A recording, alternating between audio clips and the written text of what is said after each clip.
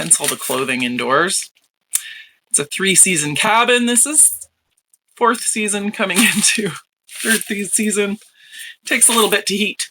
So we're going to have a chat while I relight the fire. And I'll update you as much as I can because there's still miracles are just happening. I had this project New Start in mind for a while now. It's been a couple of years in development, and an earlier version that didn't fly. And when I let go of the reins and focused on what I was meant to focus on and went like this, everything is falling into place in ways I never, ever could have guessed or predicted. So, the story's growing.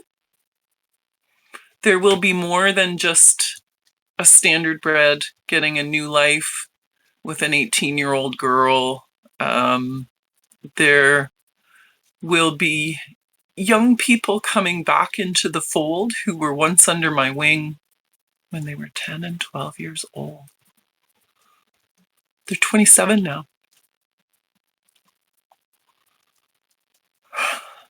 I mentored them. If I was lucky, I got to see them once a week. Somebody else's riding barn. Try to make their dreams come true. And they wanted me to teach them how to ride good.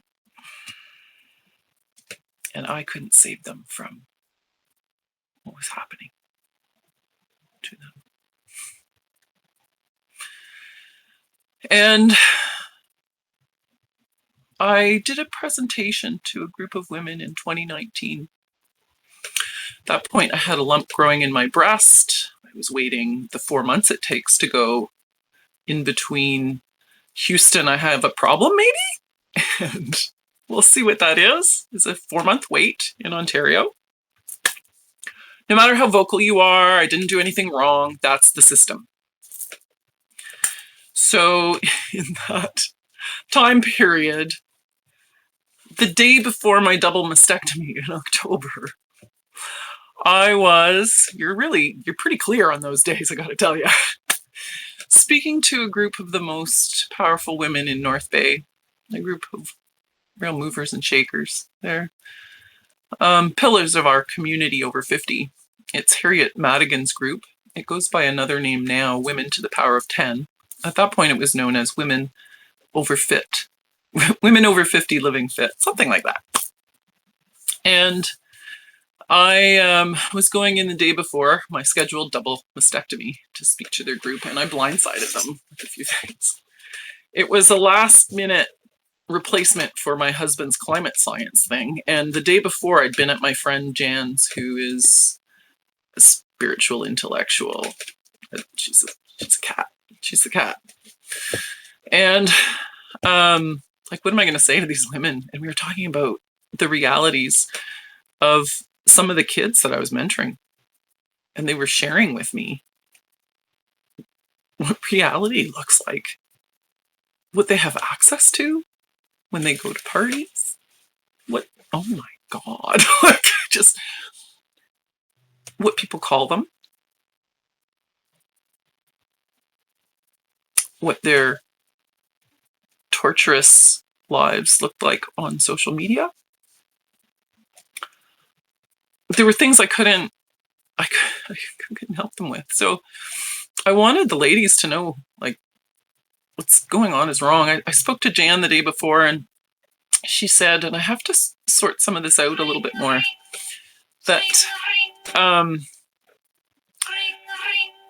the Indigenous, and she was studying something in particular, looked 7 generations. No, I've got it wrong. We are the product of, this is it. We are the product of 7 generations, 7-generation-old thinking. So we're currently just applying the programs survival mode from 7 generations ago. They don't add up. The program's broken. So we need to run some new programs. And then she challenged me. I was going in under the knife and facing cancer and stuff. What do you want to leave behind? What do you want to do? She said she had just been meeting with an Indigenous leader, and I think the challenge was to leave something behind that stayed at least 2 generations behind you, that will influence 2 generations. How do I change these kids' lives? If I can change a life, how can I break the cycle? How can I unnormalize some of what's been normalized? The stuff that made me not want to go to the riding school anymore and, tell them, well, just hit them and make them do it. And the horses were like, oh, I hate my life. Being a school horse sucks, Paige. Oh my God, get me out of here. Oh. So I have dedicated my life to learning trauma and nervous system science. I have had it proven to me unequivocally by leaders in trauma science, including Dr. Rebecca Bailey and Linda Kohanoff, that humans can recover from trauma of any degree. We're going to qualify this in a moment. And that they can find peace, happiness, safety, and connection, and fulfilling, meaningful lives again after things that make your jaw drop, right? That you're like, I don't want to know, I don't want to know, I don't want to know. So they had permission to share, Dr. Rebecca Bailey and Linda Kohanoff, some of the stories of the survivors they had worked with. And I won't share the details because nobody needs that in their consciousness. They had a couple points. Number 1, that trauma is the same as somebody else's. I just stubbed my toe version of that. Basically, it's like, we're talking capital T trauma. Trauma is trauma is trauma. It's not yours is worse than mine. I can't recover. You could, but every time she sniffed any of that out, there's no such thing. So cool. Okay. So anyone can, because these other people have healed. I was like, oh, that's good news for me because my nervous system's fucked. So I was there in Montana at a training for psychiatrists and psychologists who help people with trauma. I just used to ride horses good. I was a super curious person. And I knew Carmen Theobald, who had done 2 years of training with Linda Kohanoff. A very serious program to train with and qualify for, which is really important. I, on the other hand, spent $5,000 in 5 days of my life to be set free on the universe in a really dangerous position. And that's the reality. People come through my door and I go, hey, I'm not a doctor. This is horse learning. We're going to do some learning. And I was given a model to work with where the techniques that we were taught to use, we were told were natural.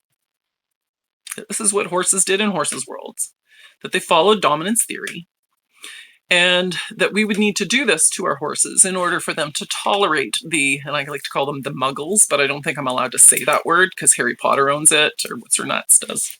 Sorry, JK. Rhymes with muggles. In order for me to run my programs and let autistic kids come here and learn things around my horses, the model I was given was, generally you let them drag the horses around and you try to moderate. You set them up in an exercise destined to end in frustration. And take notes. So you dumb the horse's nervous down. You put nervous system down. You train them regularly by putting them into a state where they recognize they cannot escape. And the earlier they stop fighting, the earlier it ends. And they learn to shut down. When they do that, their nervous system states go, and people go, look, he's got a soft eye. His ears are droopy. He trusts me. I never hit him, and he's relaxed.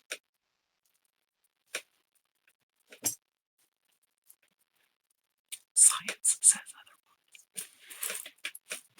So I've studied the science since 2019 and applied it to my own life. I changed my life using a heart math tool above and beyond any of the recommended ways that they recommend using it, with my horses, while grocery shopping, while driving, while I have completely repatterned a brain that was highly, my nervous system was, if I wasn't essentially with a horse when I was like, whoop, whoop, whoop, whoop, whoop, whoop, whoop, in danger all the time. And I had ways of regulating myself that I now recognize I did by accident, that allowed me to work magic with traumatized horses and beings. And then I lost that ability. So when I went down to that training in Montana, I had firmly lost that ability.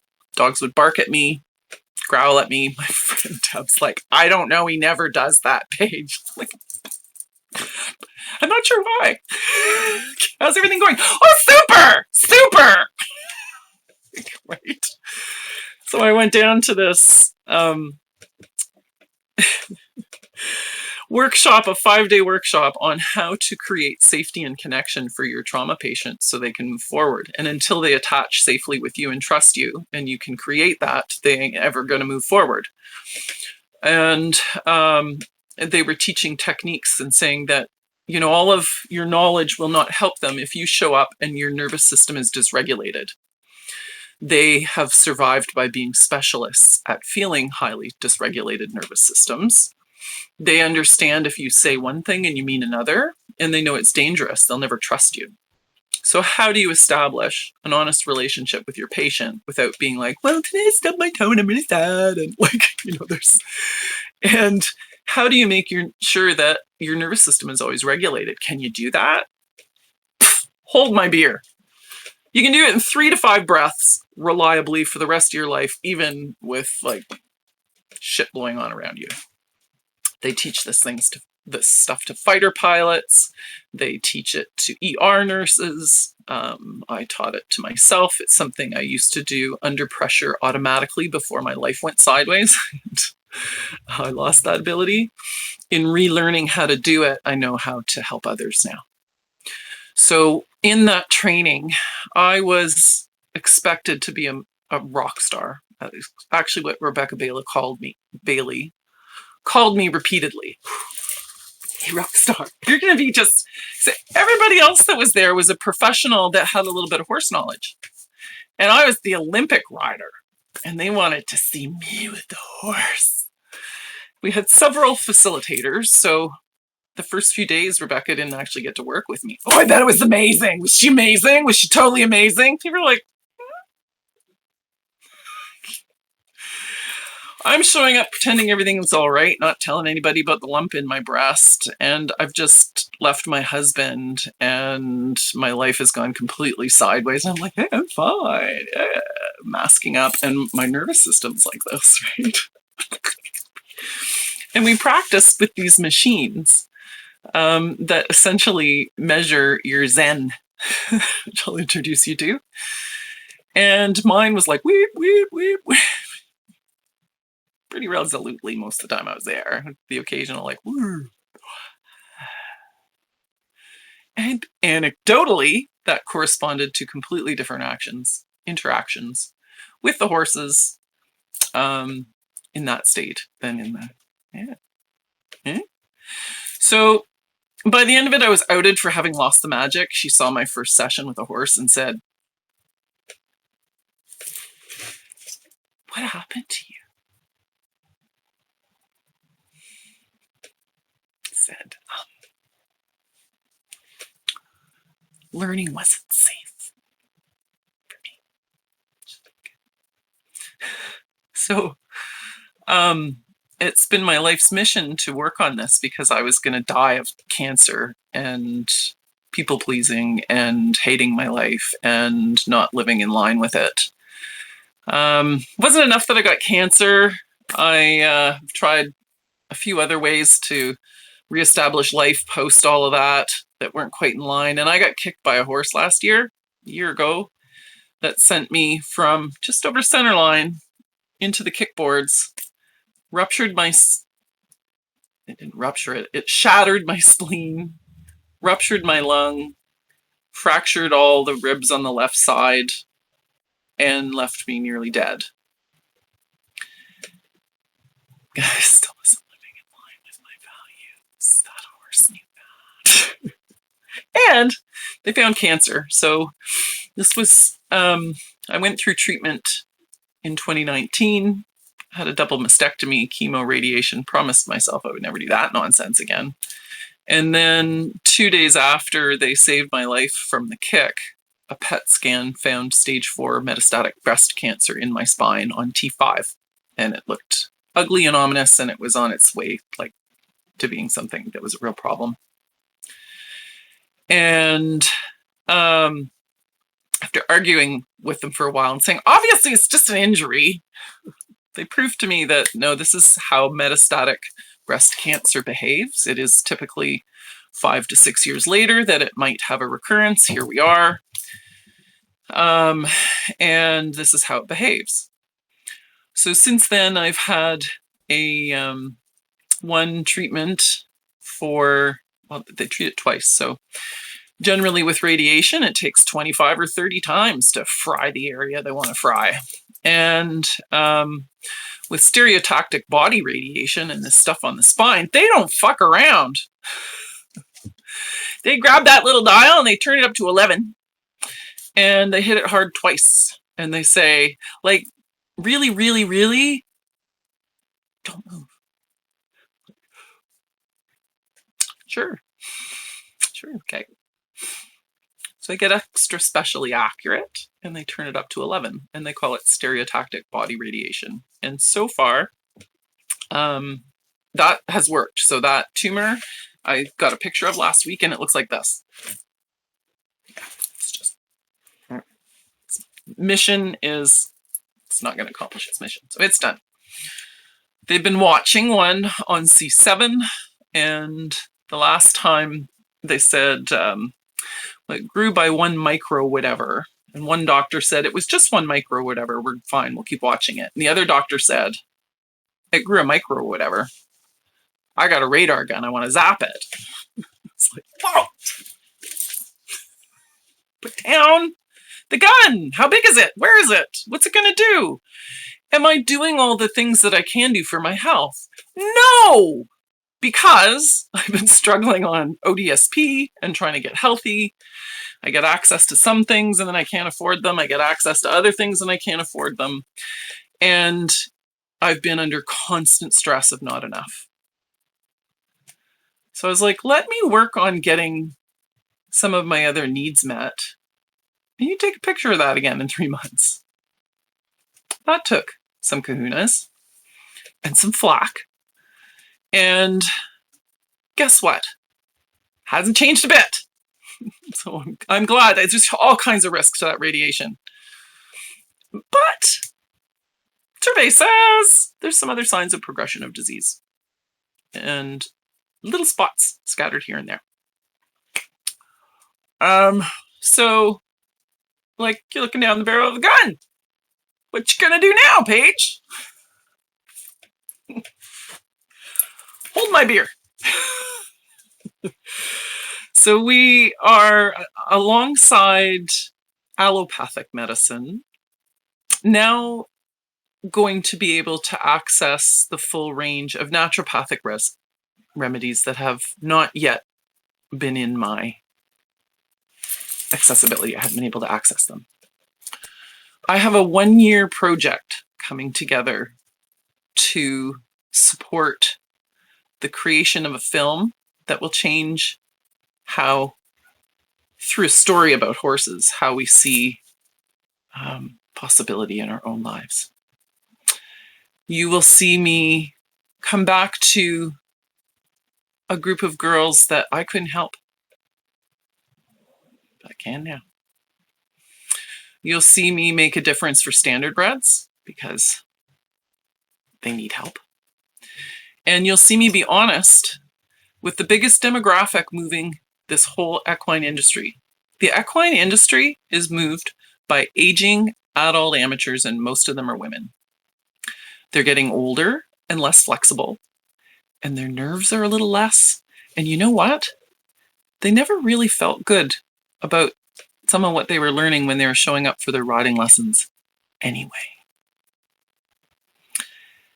Now, in the meantime, we've bred horses that barely touch the ground. I can't sit on them and stay balanced on them.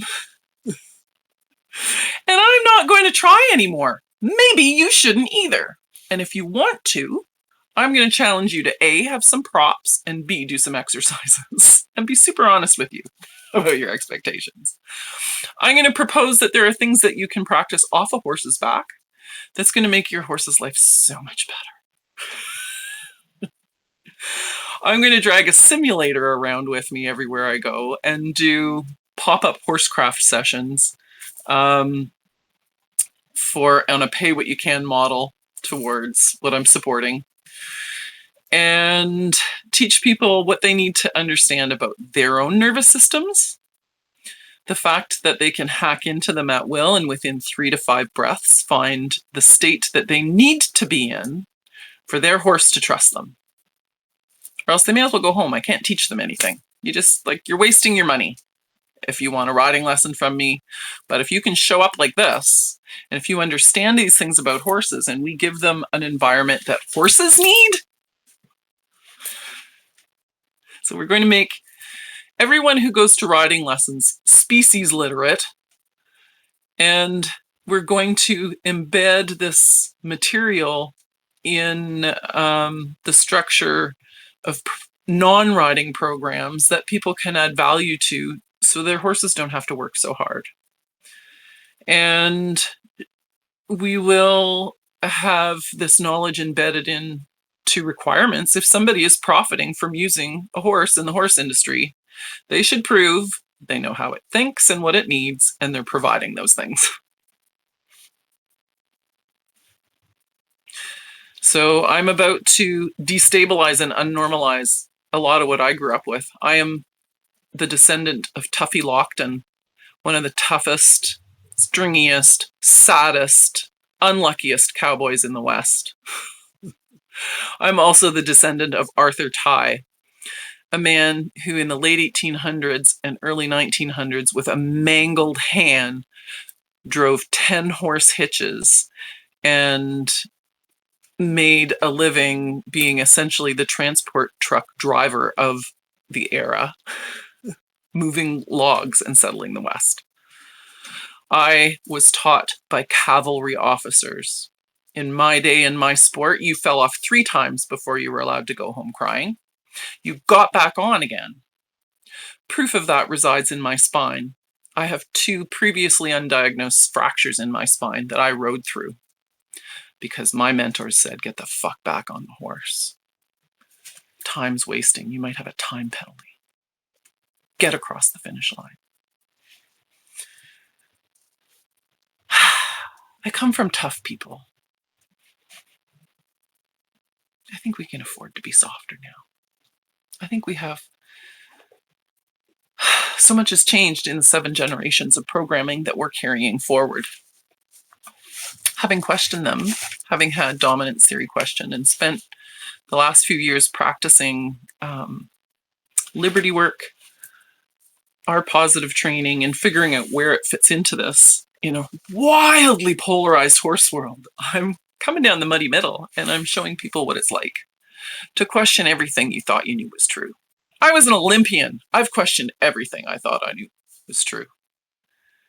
If I'm doing it, right? Just saying.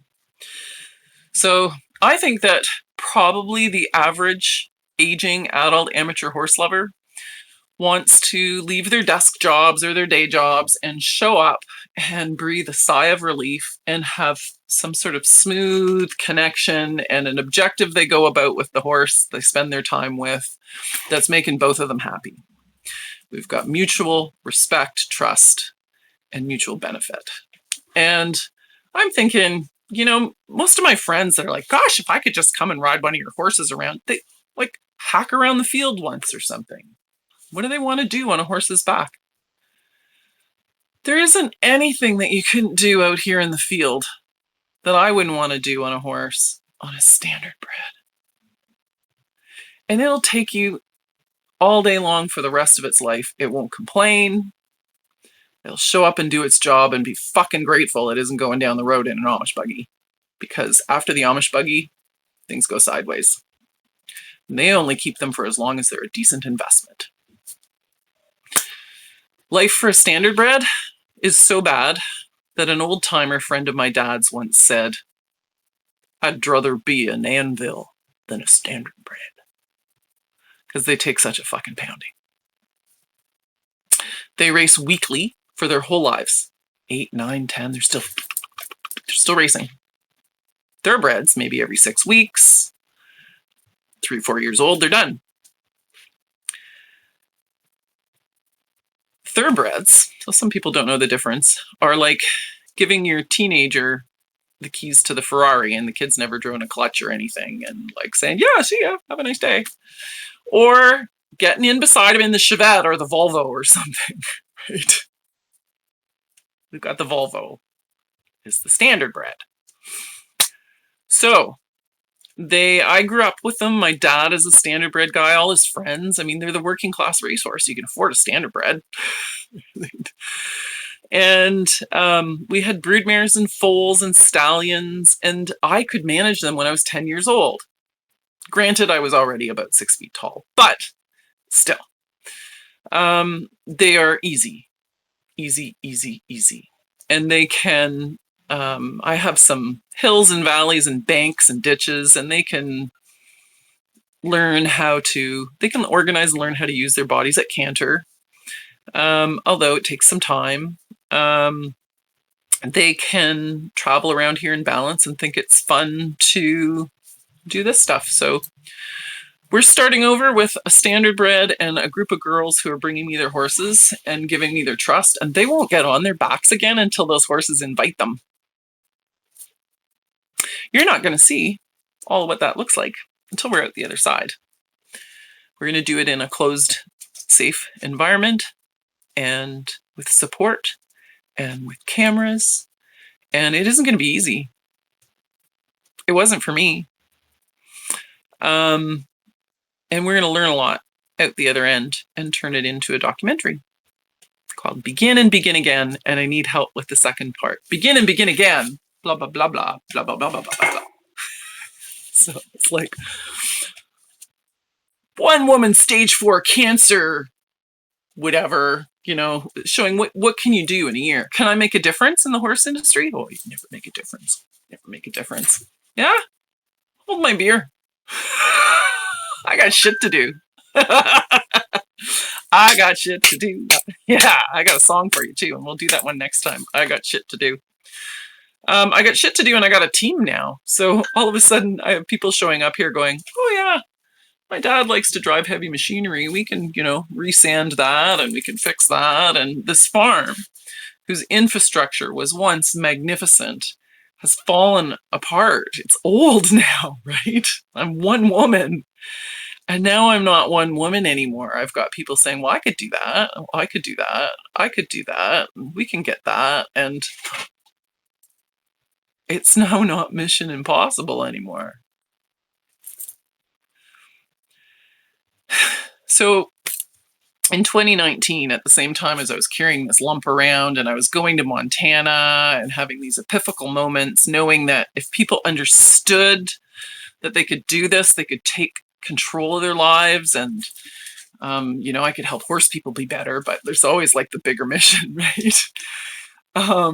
And I've been working and dreaming on these things, but I felt like I was waking up every morning with the music to Mission Impossible and or the flight of the bumblebee in the background every day.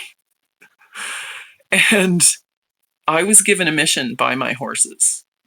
They came to me one night at it was between 12 and 12:30 under a huge moon, and I had just come back from travel, and I was explaining I was going out to meet my herd of 2 horses in the field out behind the barn here to let them know I was home. And then I was leaving again at 4 a.m. I got home from one trip, was gonna sleep and then go on another one. And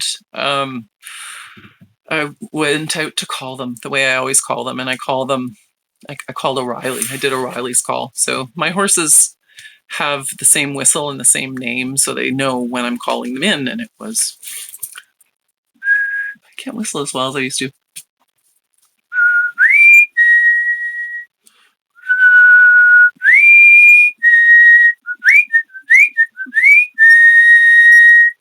O'Reilly! That's how I would call them. I didn't call O'Reilly, but I did the whistle. And I was about to turn it into Malachi, Malachi, Malachi, Malachi, and call Malachi's name when I heard hooves thundering. And there was mist all over the field, and I couldn't see where they were coming from. And this was a whole fucking herd. I was like, okay, what do? You run to the fence and you get up on top of a fence post, right? So I'm up kind of looking over a fence post, looking into the dark, and the horses were thundering. And it was all of the horses. It was all of my horses. And it was Speed Axel first. And she said, it's going to be hard. It's going to hurt. And she showed me images of trials and tribulations we had been through, and asks I had made of her painful body that had overextended it.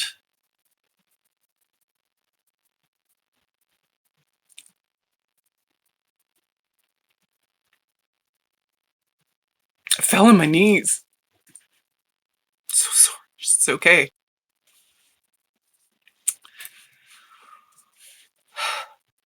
It's going to be hard, but you can do it.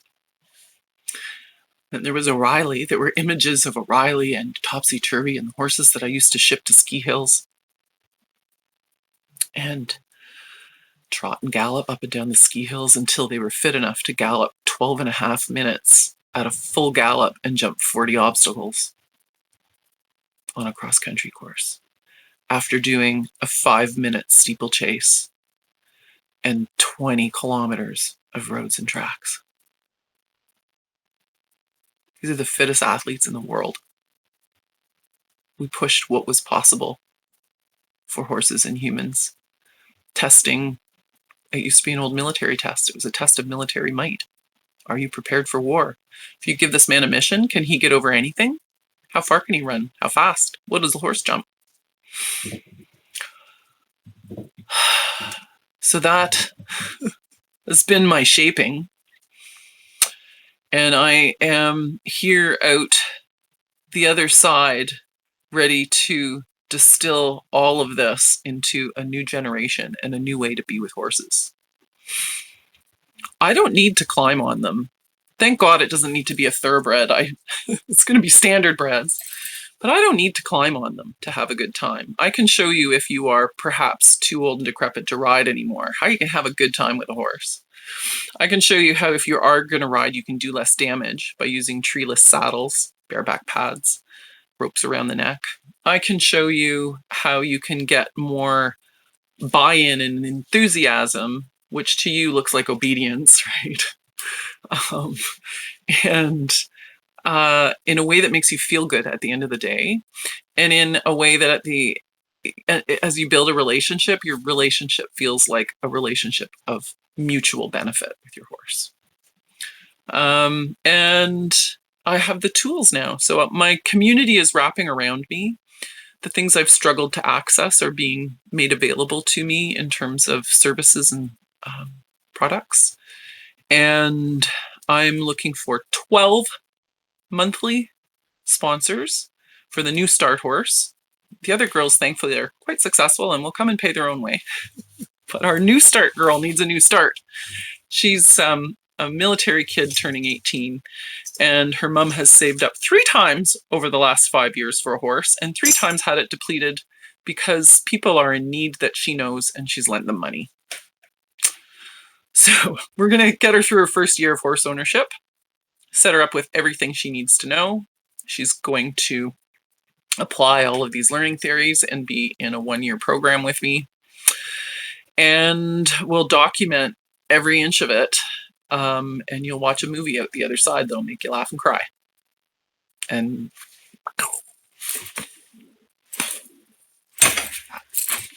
so I think I have my first monthly corporate sponsor sewn up, and I can't wait to tell you who. And then there will be a challenge going out for others to match that. They will support New Start and the program that New Start is running, and then all the horses' expenses can be covered for 1 year. If you want to follow this, I'm going to show up here for my ride or dies in my pajamas and just shoot the breeze and let you know what's going on. So make sure to follow for free, and then there'll be some the videos will go on Patreon. So if you want to be a monthly member on Patreon and see stuff, that's where you'll go to do that. In the meantime, the biggest thing you can do is to interact with stuff. I found out how algorithms work. And so commenting is like one of the biggest things you can do. You might not want to share every post I send. Share as many as you can handle sending out to the world. That helps, and like it. But the biggest thing you can do is below, even if you dropped one emoji, click, and then I'll comment on it. It gets it seen by the world. And that makes a difference between me spending a lovely year doing this with some kids and you and I having a box of popcorn together and 2 million people seeing this. And I think millions of people can benefit from this. I think I'm a good enough storyteller, and I've got some stories to tell, and that I can affiliate with people who are good at what they do to get this sucker across the finish line. So join in. I'm now on Mission Possible. For the first time in my life, I have a sense of calm and purpose and trust that I have what I need. This is the first time in my life I've ever felt I have what I need and I don't have a sense of lack. I'm not shoestringing this motherfucker together. It is amazing. And the takeaway is always this, honest to God. I am the daughter of subsistence farmers and poverty. And I grew up in Northern Ontario, and I trained in my backyard in the world's worst footing. And I competed on the world stage by the time I was a teenager. And I met Princess Anne and trained on her farm and spent more time on her farm over the month and a half that I was there than she did over the year. I'm pretty lucky. How the hell did that happen? Right? So my point is this. If it can happen to me, it can happen to anyone. If I can do this, and I'm applying how to find joy in a shitstorm, how to find balance, how to find community, how to create safety and connection, if I can do this, anyone can.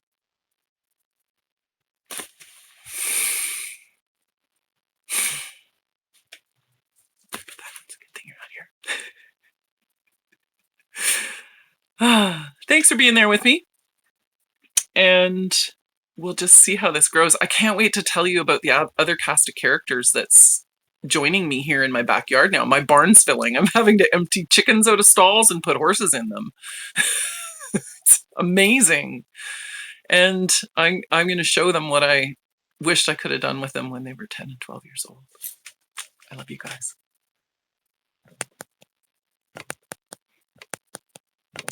And I'm pressing the end button. This happens every time. What's going on, Substack? Is this a Substack thing, or is it my device?